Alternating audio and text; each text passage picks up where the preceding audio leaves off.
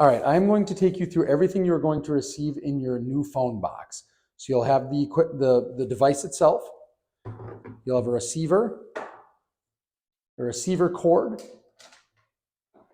a 6-foot patch cable for your Ethernet, a power cord, as well as a kickstand. So now you'll take the device itself, take the kickstand, slide it on the back. After that, there's 2 ends on this receiver cord. There's a shorter end and a long end.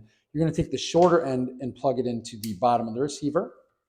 And then on the back of the device itself, there is a little handset emblem right here. You're going to plug it in right there. You take the patch cable, and in the back, there's one that says Internet.